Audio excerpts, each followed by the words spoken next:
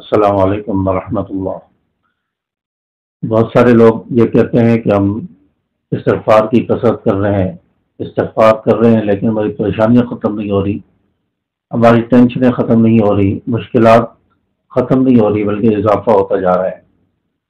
تو دیکھیں، ہر چیز کی شرائط ہوتی ہے، ہر چیز کا طریقہ ہوتا ہے، اس کے مطابق اگر کام کیا جائے تو کام اچھا ہوتا ہے، بہتر ہوتا ہے اور پایہ تکمیل تک پہنچتا ہے۔ اگر اس طریقے اور شرائط کو سامنے نہ رکھا جائے تو کام صحیح طور پر نہیں ہوتا اور اس سے فوائد حاصل نہیں ہوتے ہیں۔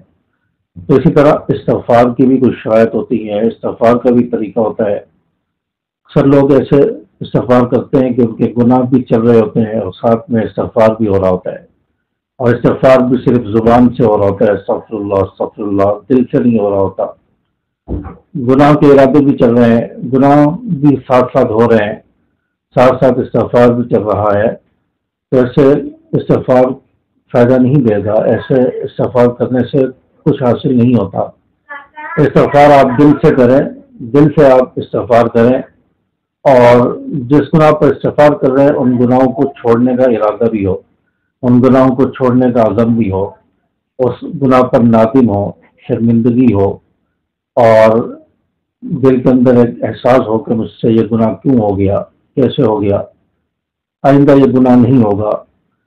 فی الحال گناہ کو چھوڑنے کا پکا ارادہ کر لیں، پکا عزم کر لیں، اور ساتھ میں گناہ ہو جائے تو اس کے بعد کوئی نیکی کر لیں، تلاوت کر لیں، نماز پڑھ لیں، یا کوئی بھی ایسا عمل کر لیں، وضو کر لیں۔ تو نیکی کر لینے کے بعد اللہ تعالیٰ اس گناہ کو معاف فرما دیتے ہیں، ختم کر دیتے ہیں۔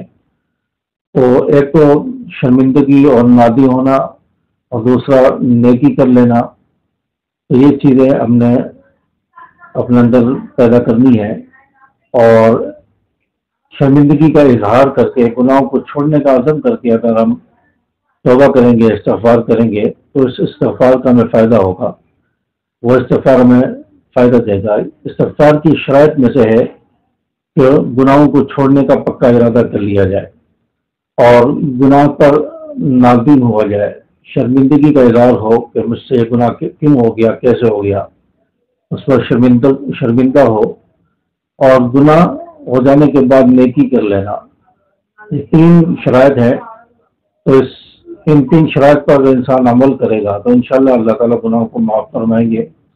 اور استغفار جو ہے وہ دل سے ہونا چاہیے، یعنی دل سے آواز آئے، اور ان شرائط کو سامنے رکھ کر، یعنی گناہوں سے نادم ہو کر، توبہ طائب ہو کر، گناہ کو چھوڑنے کا عزم کر کے دل سے آواز نکلے استغفار کی، دل سے استغفار کیا جائے، تو اس استغفار کے فوائد آپ کو حاصل ہوں گے، اس کی برکات حاصل ہوگی، اور انشاءاللہ اللہ کی مدد شامل حال ہوگی، مصیبت پریشانیاں دور ہوں گی۔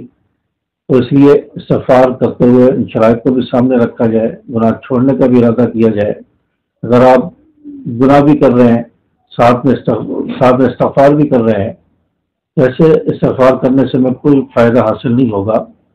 آپ کو استغفار تو چلتا رہے گا، لیکن اس سے جو فوائد حاصل ہونے ہیں، اس کی جو برکات حاصل ہونی ہے، وہ آپ کو حاصل نہیں ہوں گی۔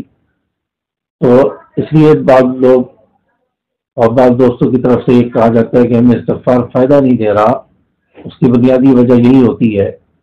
تو امید ہے کہ بات آپ کو سمجھ آئی ہوگی۔ استغفار کی کثرت کریں اور گناہوں کو چھوڑنے کا عزم کریں، انشاءاللہ اس سے آپ کو بہت زیادہ بینیفٹ حاصل ہوں گے۔ السلام علیکم ورحمۃ اللہ۔